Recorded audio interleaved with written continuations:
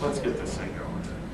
Okay, so I'll be honest with you, I thought there'd be about 6 people in here because it's the 2:45 session on a Friday at a conference. You must be hanging out for the freebies that are being handed out by this room, right? Okay. If not, you know, I think, I'll be honest with you, I kind of make fun of these types of sessions all the time. If you go to a conference and you see sessions titled Transforming Learning, you'll see 5 people in that session.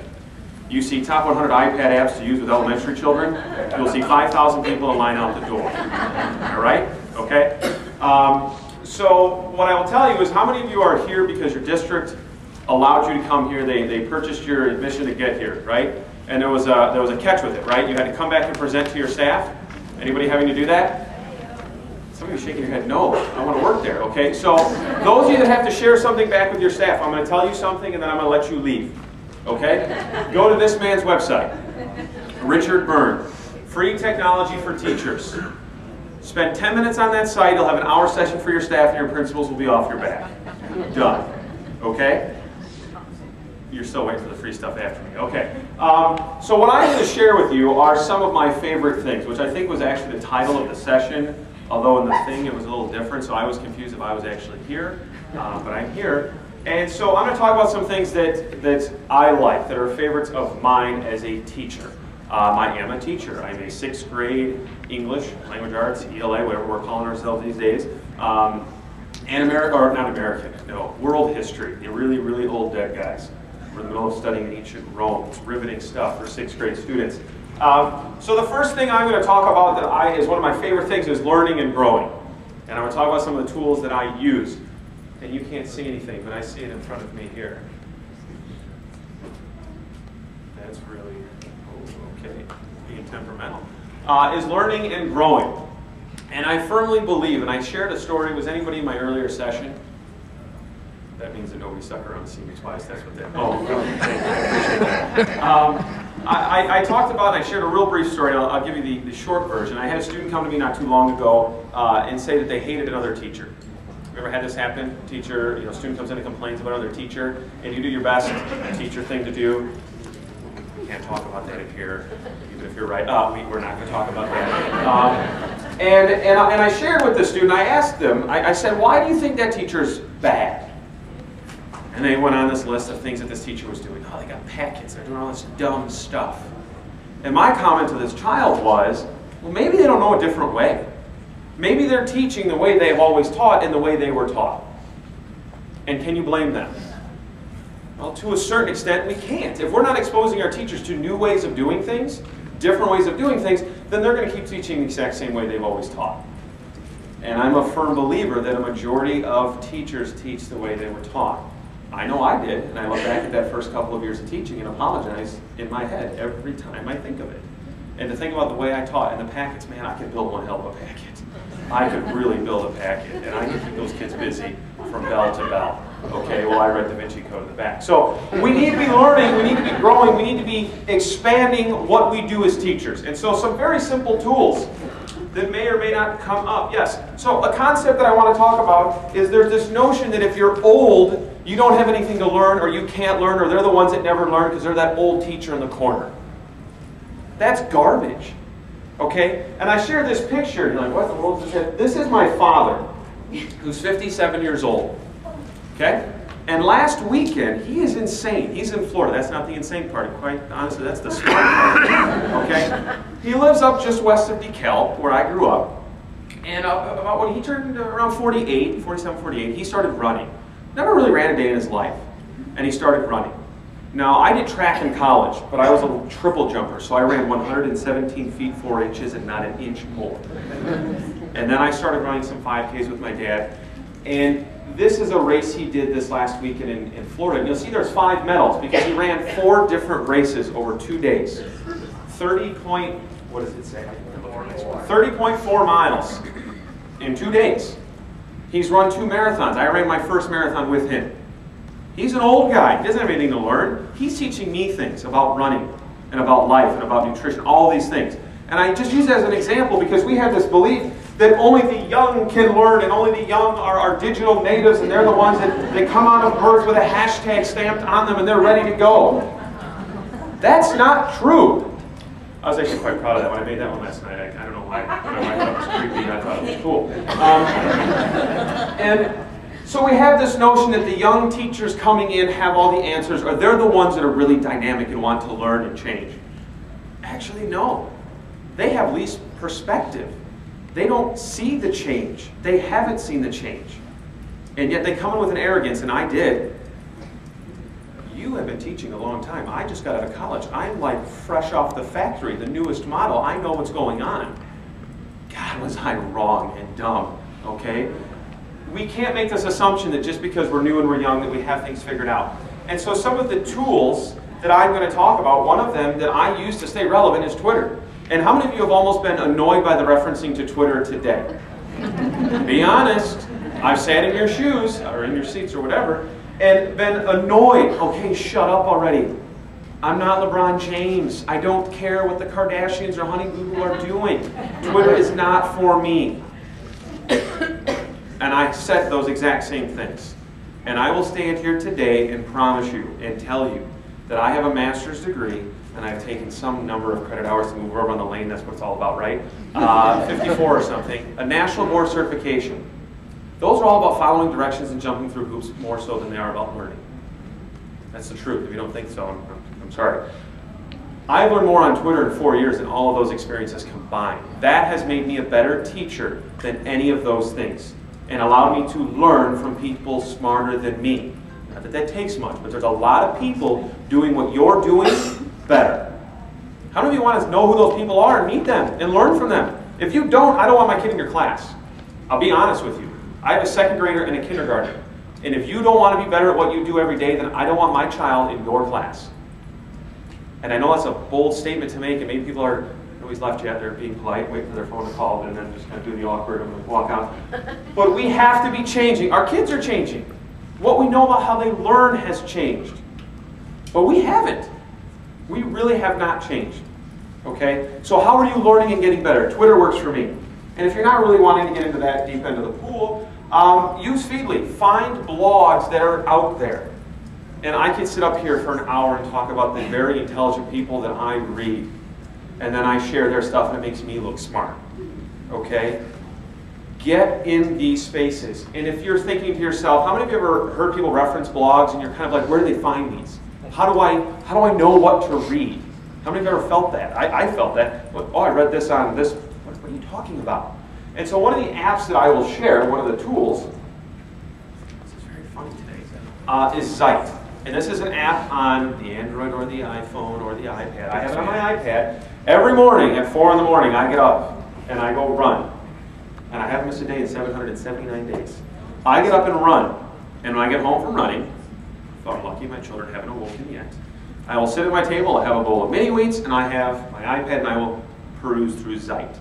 And what Zeit does is it's smarter than you. You just tell it what you like. I like professional development. Wait, who does? No, nobody does. I like education. I like technology. I like learning. Whatever it is. And it curates information from blogs, from Huffington Post, everything. And it creates in this nice little tile format right in front of you. You just push it and you read it. And then you can share it out through your networks. Okay? It's simple. It does it for you.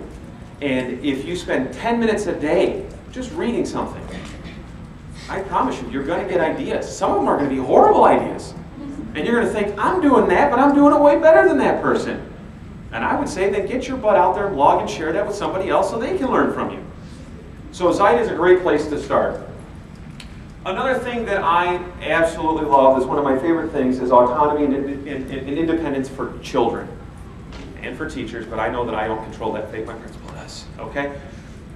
Well, when you talk about autonomy and independence, I'm a firm believer that in schools we've become very good at telling kids exactly what to learn, how to learn, when to learn, and never let them really explore what they're interested in, okay? And some of the things that I've done aren't exactly an app where, and you talk about kids and some beliefs they have.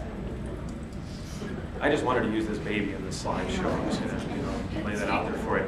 Okay, what's that? Oh, I'm sorry. He's not mine. I can't take credit for him. So how often do you let kids choose what they want to learn in your school or in your class? Okay, I'm going to call out Paul here in the middle. Paul does Genius Hour. He's one of the many teachers that are doing Genius Hour. And some of the stuff that we've been doing in our school, and I'll share an example here. About 4 years ago, we just had our fourth. We do something called Innovation Day. Anybody heard of it? Okay, then you're connected because you heard of it. Okay, so Innovation Day, for those of you that have not heard of it, we started in our school. A good friend of mine, Matt, did it with a bunch of 7th grade students, 100 of them. And he said, hey, whatever you want to learn about that for the whole day. All of your core academic classes, we're going to let you go to PE because junior high kids can't, they need PE. But you can do whatever. You're passionate about ballet, choreograph a dance and show us at the end of the day. You're passionate about World War II aircraft, learn whatever you want, build a model, make us a whatever, do that. Okay, so we had kids all over the place. And we took that and went and said, let's do this with an entire grade level. We did it with an entire 6th grade. And this is our 4th year of doing it. And this young man wanted to build a telegraph, build a fully functioning telegraph. Okay, and he got super mad. But 1 in the afternoon, it wasn't working. He couldn't, like, he was just frustrated. Okay, he wasn't figuring it out. And then he did. He figured it out, and I don't even understand what he did. He figured it out, and this kid's face was unbelievable. And here's the sad thing. After about the first year we did Innovation Day, I was kind of frustrated in that we only give kids 1 day a year to do something they're interested in. It's kind of depressing. So I started doing passion projects, which turned into Genius Hour because that's the catchphrase of the day. And on Fridays in my class, kids can learn about whatever they want. They can develop whatever they want. They can build something, make something, write something, create something. Does it have to do with the curriculum? No, I don't care. Is it tied to Common Core? No, because that would be bad. And all these kids wrote down what they're interested in, what they're passionate about, what they wanted to build, what they wanted to make. And every single kid, not one of their projects would have been something they would have been able to do in the 3 years they were at our school. How many of you see a problem with that? Everything a kid is passionate about, you're not going to teach. You're not going to talk about. They won't have an opportunity to pursue it. If they're lucky, they might have an elective class in high school. Okay? And when you talk about choices, there's so many things that technology can allow kids to do when you talk about autonomy and choice. And here's another example of one of the projects. This is Max. Max drove me nuts. We all have a Max. If you're unlucky, you got like 7 Maxes, which I do this year. And Max was the kind of typical goofball. I liked him, but I knew that he was going to drive me nuts. When we would do passion projects, he was a freeloader. Well, I'm interested in what she's doing, so I'm just going to hang out with her. No, you're not. You just don't want to do anything. And he would just freeload around the room. And he would have his iPod out. Whenever I wasn't looking, he'd be in the corner, and he would be playing a game on his iPod. And I would yell for him, Max, I see you. I know what you're doing over there. So we talked about it. I said, Max, what's the problem? He goes, I'll be honest, I just want to play video games. I said, okay. He was like, can I play video games for my Genius Hour? I said, well, somebody walks in, I'm going to have to answer some questions. I said, why don't you program one? Why don't you write a script or program for one of these? He goes, well, I don't know how. I go, well, how quite? That's the whole idea here, to learn how to do something. So we got him set up on GameStar Mechanic, and then it evolved into some other sites, and then he ended up with Scratch. And my rule is you have to share what you're learning. If I'm going to share what I'm learning, kids are going to share what they're learning. So the day that Max came up, it was pretty awesome. I don't know if you can see in the slide here, it's Pac-Man. Okay? So he comes up, it was funny. He comes up front and goes, I'm sharing today. All right, come on, plug in. Shows up on the board. And some little wise mouth girl in the back goes, wait a minute, you've been playing Pac-Man for the past 3 weeks? That's your project? Then he looks her dead in the eye and says, shut up, I programmed this. And she kind of went, well, what's program? And then we had a lovely discussion about what he had done. But provided that option, that autonomy, a kid who could care less about just about anything we were doing, he had that outlet. And he still comes back today and shows me stuff that he's programming, and it's fantastic. The other thing that's one of my favorite things is student creation. So I'm going to share some recent things that I have found to really engage with kids that I like. And the first one is KidBlog. Who's using this? Is it awesome? Do you love it? Does anybody hate it? Yeah, nobody ever shakes their head. Okay. So KidBlog, and if you're on Twitter, the Comments for Kids hashtag is fantastic because through that, other educators are reading your students' work and commenting on it. And that is really powerful stuff. Because the reality is the kids really don't care what you think of their work. They don't care what their classmates think of their work. They don't. Because in 9 times out of 10, what's going to happen? If little Johnny comes up and gives his speech or shares his work, all of his friends are going to go, that was good. You did a good job. Even if it was total garbage. Because that's the mind of a child. They don't want to upset their peers. You do peer revision, that's almost a wasted thing to do in many cases because I really like you, so your paper was good paper. What's good is that? Okay? You throw the work on here, ups the quality of work in terms of they now have a global audience. When I have kids coming up to my desk and saying, Mr. Stumpenhorst, did you see the comments that were left on my post? And I always have to remind them, I approve every one, so yes, I see every comment that goes up on your post. When they start seeing people in other countries comment on their posts, in some countries they didn't know were countries, and that leads to a whole other learning opportunity for them. That's powerful stuff. My good friend, he was using KidBlog last year. I just started this year. And last year he had some students doing research papers. And he had a student doing research on great white sharks. Okay? I'm not an expert in great white sharks, nor was he. So she wrote this blog because she was doing a research paper saying, hey, anybody have any info, looking for some feedback? And a marine biologist actually connected with her blog and commented and led to some discussion back and forth with the marine, like a real one. Not like George Costanza, but like an actual marine biologist. Okay? So KidBlog, I will say, use it. Get on there. Even if you are not, because well, this is a language arts thing. No, it's not. It's a learning thing. It's a sharing thing. You're an art teacher, put art there. Let them see it. Okay? And there are other spaces to do this. KidBlog, in my opinion, has been the easiest for me. I can manage it. I can approve all posts, so I kind of keep a handle on it. And it's kind of funny because kids will, sometimes I'm not paying close enough attention, which happens, and you send a post out, and the kid comes back, Mr. Stumpenhorst, why did you approve that? Oh, wait a minute, you're the one that sent it to me. Why wouldn't you want me to approve it? I misspelled 4 words. So we go back and we revise it, and it's fantastic. Another one that I have become quite fond of lately is Popcorn Maker from Mozilla. Anybody using this? This is pretty slick, okay? So I'm going to give you the 2-second commercial on this. You remember back at VH1? Does this still exist? Okay, remember that pop-up videos? Those are kind of cool, right? So this is essentially a pop-up video. So when you're in Popcorn Maker, you get that URL from YouTube. You throw it in here on your media tab, and now you can annotate, add all kinds of stuff. Pop-ups right on the video. All right? Wherever you want on the timeline, and there's a whole lot of options. You can add call-outs, all kinds of stuff. But it allows you to basically annotate a video. So I'll take short clips from History Channel, which History Channel is fantastic. Great stuff on YouTube now. If you can't find it on YouTube, you don't need to be doing it. Probably some of the things you should be doing. But you can grab stuff and have kids annotate those videos rather than just sitting in the back of your room watching a video, which they just have that glazed look on their face and hope that this will, that you don't see that they're sleeping. So Popcorn Maker has been great for creating some annotated work. Another one that I just am using with my kids right now, and they're loving it, is piktochart. And I was always, how many have ever seen online on websites and stuff, these great infographics? And you look at it and you go, I don't think I could ever make that. That's incredibly awesome. I'm not capable. I don't have the photoshopping skills to do this. Well, piktochart takes that away from you. It allows you to do it very simply. I made this in about 9 minutes, 10 minutes while sitting at my son's soccer practice last night, just as a demo, okay?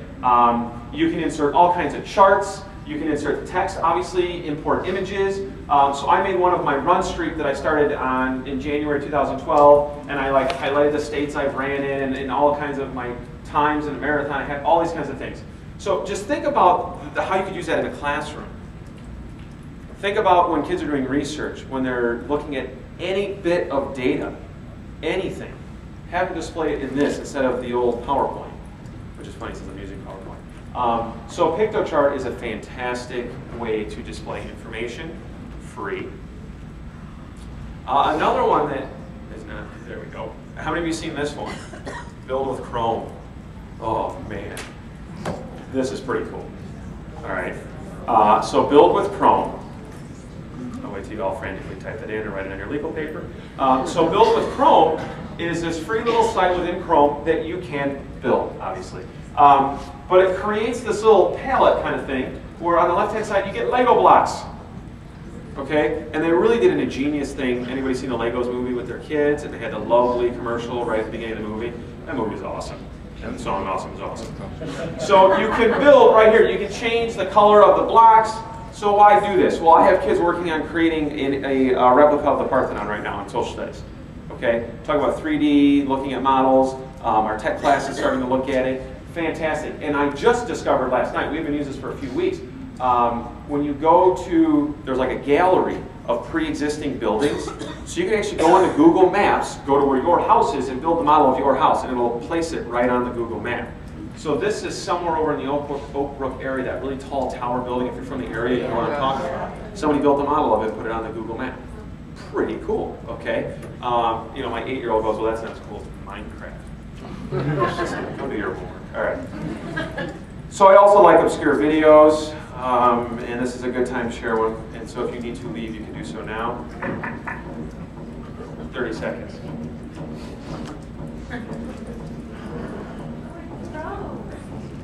I just seriously freeze. I gotta keep moving my mouse. All right, I'm gonna keep moving my mouse. The cat likes it. The cat likes me moving my mouse. So it's going nowhere real fast.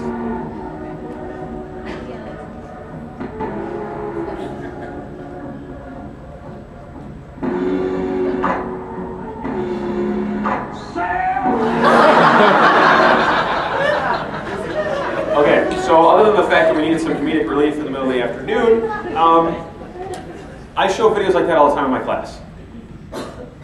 And what I do is I somehow find some obscure, random tangent to connect it to what we're doing that day. I show that one when we talk about Leonardo da Vinci's parachute. I'm not even kidding you. And the kids will talk about that and they go, parachute. Oh, a flying cat! Yes, I remember that. Okay, and I know we're not in the business of tap dancing in front of kids and getting them, you know, entertained every second of the day. But guess what? We are. Okay, and I teach in junior high, and sometimes we tap dance a little harder than the rest of you. But we have to find a way to connect with learning, and sometimes a random obscure video will work. So the next area that I'm going to share some favorites that I have is sharing student work. And I used this kind of example earlier this morning, afternoon, whatever time of day it is. And I ask the question every time I talk about this with any group of educators. By show of hands, how many of you are sharing student work in your classroom? If I walk in your classroom, there's some cute little things hanging from the ceilings or posted on the walls, right? Keep your hands up. Be proud of that. How many of you are sharing student work in the hallways? It's some space in the building. I walk in your building, all right, that's Mrs. Johnson stuff, class right there, okay? How many of you could I Google your name or your class and find their work from my computer right now? Okay? See, I make the statement and I make this argument that all hands should be up. Okay, and I'm not going to shame you into it, okay? But if you're not sharing student work, then your students probably don't have an authentic audience, okay? And I normally share a slide that kind of offends people. It's a PowerPoint slide from every student's presentation ever about random crap they don't care about to a group of people that don't care about the random crap. Because that's essentially what every single PowerPoint ever done in a school is. We're going to talk about ancient Rome for 6 weeks, and I want you to do a PowerPoint and present it to the class and regurgitate all that information. And you want them to get excited about that? And your audience is a bunch of 28, 12-year-olds who it's snowing outside and they can't keep their eyes away from the window or a squirrel might have run by. Okay? So we create these scenarios where we truly do not have an authentic audience. I'm sorry, but your class is not an authentic audience. It's a safe audience, but it's not authentic. Okay? You think about any famous musician.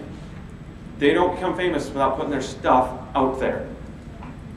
Connotation on that can be very tricky, but putting their work out there. Okay? And we have to be allowing our students to do that in a safe space. And if we want our students to do it, we've got to be doing it too. Okay? If you go to my blog right now, you will see our Innovation Day and you'll see pictures of student work. I'm not going to tell you to do something I'm not going to do. Okay? And I shared this story about there's this fear, and I normally share a graphic depending on what part of the country and how much I'll offend people. It's a pie chart on like parents' belief about the internet.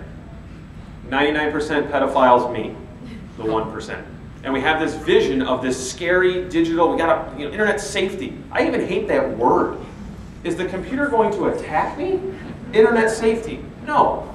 That we have this fear that anytime we put a student's name out there, there's a white panel van that's going to pull up to the school and start taking children. That's not going to happen. Okay? So how are we sharing student work? Well, there's so much stuff out there. And I use this because another cute kid, my wife wanted me to do that one. Okay? Okay. Not my kid. All right. So blog. Create a blog for yourself. Create a blog for your students, where you just share student work. You don't have to write a thing. Put pictures. Put videos. All right. If you're only doing work that only can be put on a refrigerator, then is that worth? We got to do more than that. Are they doing digital work? If so, how are you sharing that? And you think about a lot of the digital work that's being done in schools is only seen by the teacher and that student who created it. Is that good enough? Are we exposing students' work to a larger audience? Blogs are a great way to do that. And obviously YouTube, perhaps you've heard of it. I hear it's going to be big. We have to be using that tool. There is so much good stuff out there. As students, I mean, George has been showing great videos all day. Okay, stole a couple of mine. I swapped out the cat. And you can't see it. It's funny when you talk about something and assuming you're looking, but you're not. Anyways, so YouTube, I have a YouTube account where I post student work on it, and I post videos they create.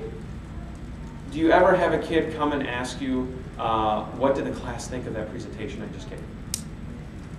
They don't care. They only ask you, what is my grade on it? How did I do? You put their work on YouTube, what are they asking? Are there any comments? How many views did I have? Because I hit refresh 400 times last night, so we got to be at least at 407.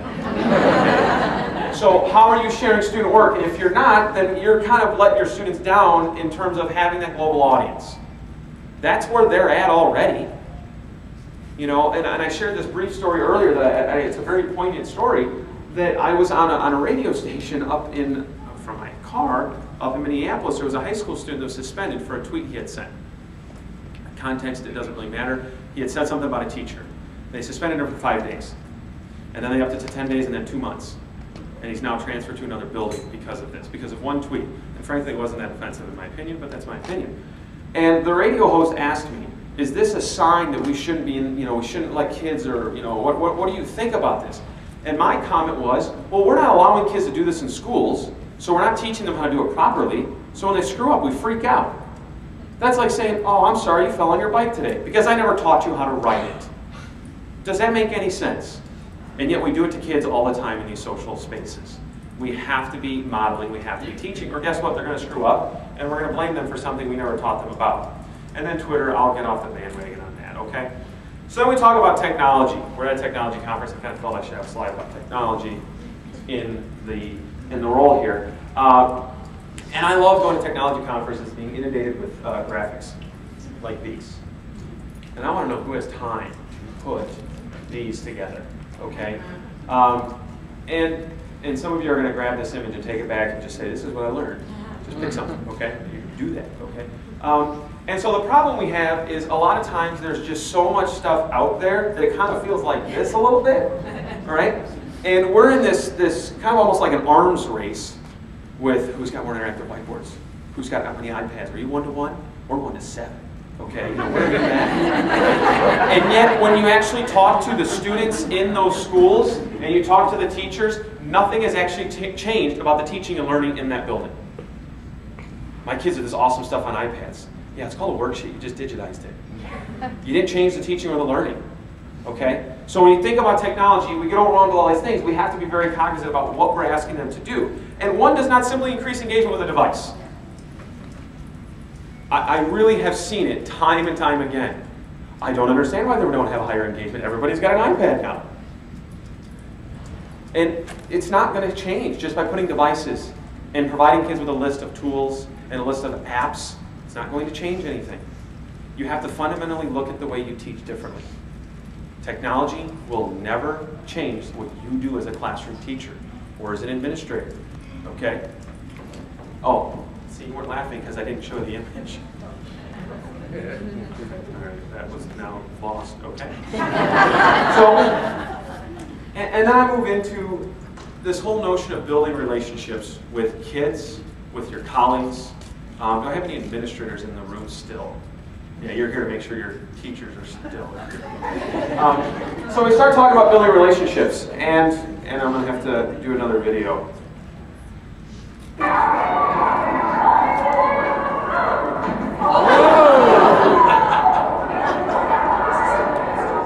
Okay, why did I show you corporal punishment in action? No. This whole notion of building relationships, and that is an actual video footage from my school. We don't do dodgeball. We do bombardment. Politically correct. We have all kinds of clubs and intramurals. I do the computer club. And we have great relationship building opportunities for kids. Okay? And why did I show that video? Because that intramural, that one was a charity game we did, a student versus faculty kind of bombardment game. And every time the kid went out, they had to pay $1 to get back in. It was actually really great, and that kid took it like a champ. What are you doing to build relationships with kids outside of school, both in these digital spaces and without? Okay? I always say you have to know the kid before you can teach the student. And when you talk about some of these kids in some of these digital spaces, what kind of relationship do you have with them in your classroom, in your schools? So that when you bridge that gap to that digital space, and you have that conversation about that thing they're posting on Facebook, or they tweeted, or they put on Instagram, what is that conversation going to be about? And it comes down to relationships. Nothing you're ever going to learn in any conference is going to work if you don't have a good relationship with your students. And administrators, nothing you're going to ever ask me to do is going to work if you don't have a relationship with me. Anybody disagree with that? Okay? I've worked for some fantastic administrators, currently working for one, and if I wasn't, I'd say it anyway. But I mean that. And I've worked for some that I wouldn't want my children around in their schools because they don't have good relationship building. So one of my most favorite things is allowing myself time to meet with kids. And I hate, how many of you are really excited about ISATs next week? Oh, I thought she was moving her glasses. I thought her hand was going up. The reason I don't like that time is it's a time away from learning, a time away from relationship building, but I don't have a magic wand to make that go away. All right. So the next thing I love is my own children. And why do I show this slide? Well, you know, the funny thing is this little turkey here, Caleb, is mine. And he's the reason I had about 3 hours of sleep last night because he fell off a lunchroom bench yesterday at school, right on his noggin. And the nurse, bless her, gave him an ice pack and a mint. I think that's like Nurse 101. Ice pack, mint, go back to class. He went back to class, an hour later, threw up. And you know where this is going. He scanned his cat later, at least that's what he thinks we did. So he's at home right now with a concussion. So I was up every 2 hours. Are you awake? I mean, he was getting super mad at me. You have to sit him up, you know, wake him up. What's your name? You know my name, leave me alone. You're fine.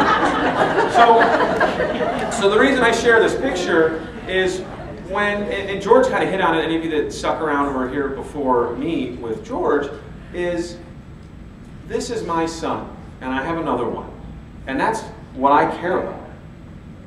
And if you have children, you know this thing, you know this feeling when you put your kid on that bus that first day, and it scares the hell out of you.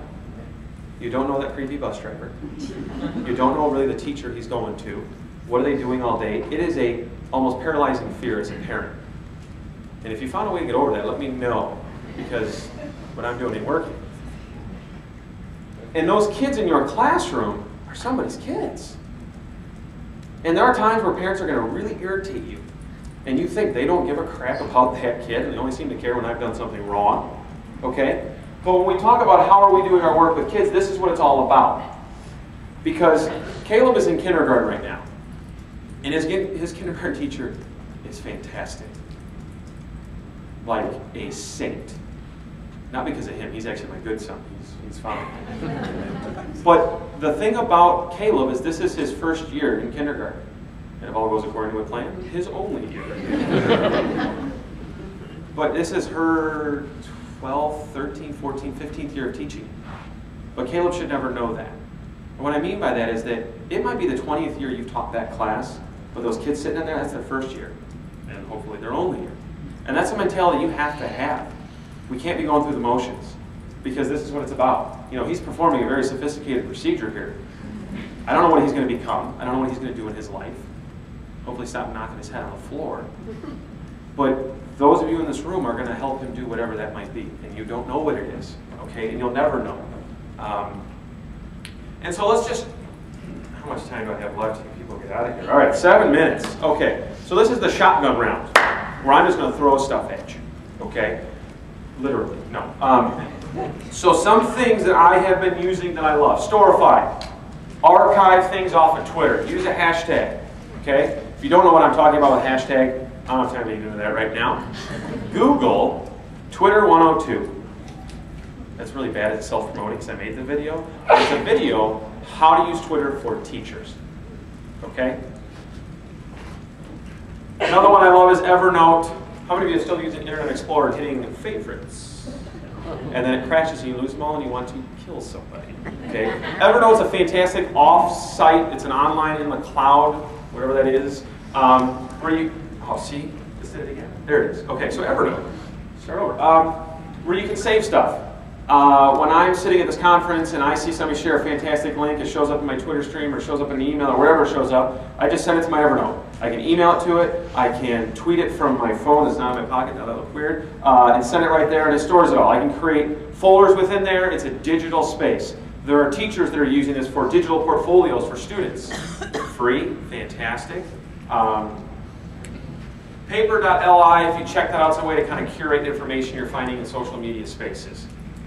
I'm not going to go into more detail next, so I'll just confuse you. I move my mouse, come to me. There you go, UJam. Love UJam. Okay, UJam is this fantastic site, ujam.com, where kids can go in, or you, if you're really bored and have some musical talent, or if you don't, you can record your song, singing or spoken word, and it will take it and say, all right, what kind of music genre do you want? You want country, you want blues, you want 50s big band, whatever. And it will take it, add music to it, and create a MP3 track.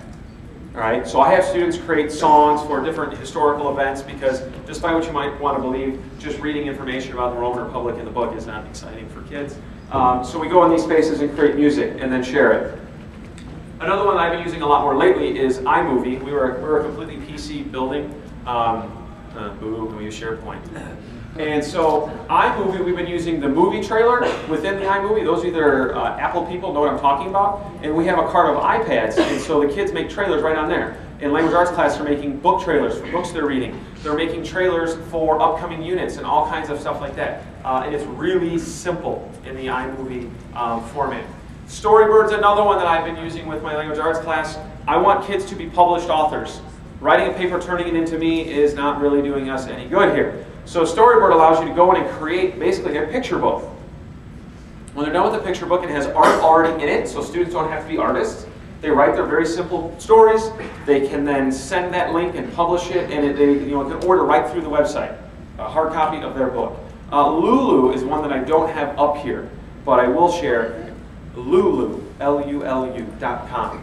That I just found out about last week, and the guy who told me about it said, really? You haven't heard about that? And then I called my dad, the runner guy, and he goes, Josh, I published a book on that last year. I said, what in the world are you doing?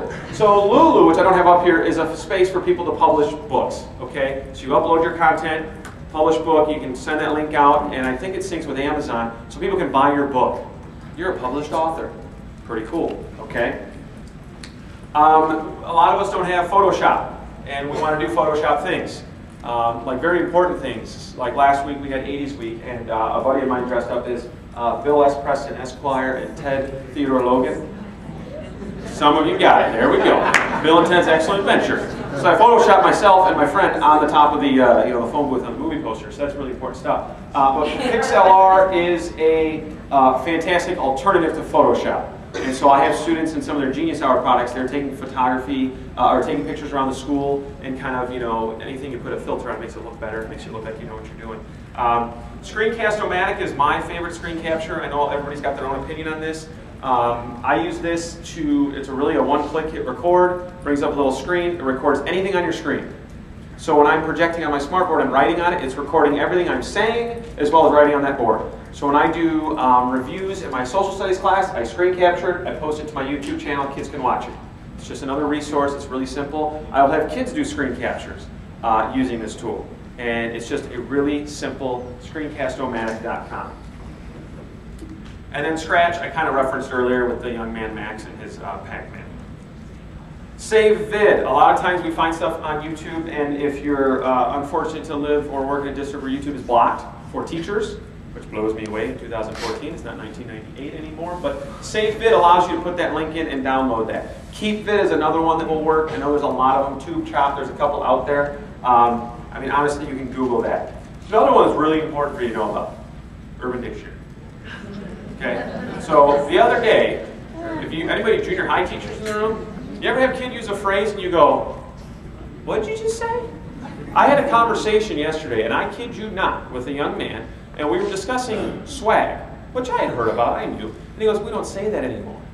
Man, what are you saying? I guess the new word is flea. We have flea. I go, you got fleas? I don't understand this. So Urban Dictionary is a very useful tool for teachers, especially in the junior high and high school world, to know what these kids are saying. Dropbox, I'm assuming most of you have heard of, but if you have not, it's a great free way for kids to digitally turn in work if you don't have, you know, an LMS like Schoology or Canvas, and hopefully you don't have Blackboard. But Dropbox is a great way for that to happen. Today's Meet is one that I use quite often in my language arts class and in my social studies class. It basically sets up a chat room, a secure kind of little chat room. You can set up for different time period. I want this chat room open for an hour. And when I'm doing Socratic seminars with my kids, I got 29 kids in a class. How productive can you really have in a conversation with that many kids? So I'll take half on the inside and half on the outside. The kids on the outside will have a laptop, and they'll be in Today's Meet, and they'll be engaged in a digital conversation about what's happening on the inside. And then I have an archive of it, and then halfway through we flip. When I show videos, you throw a History Channel video up, and we're watching something. We're watching some stuff about Engineering and Empire, which is a fantastic series on History Channel. And I'll have my social studies students get in there and raise questions and have conversations about what they're watching and having reactions. And I'll throw out questions while the video's going, okay? And then it's archived. And it's just another way to engage kids in kind of like a back channel conversation. And that is 3:30 on the dot.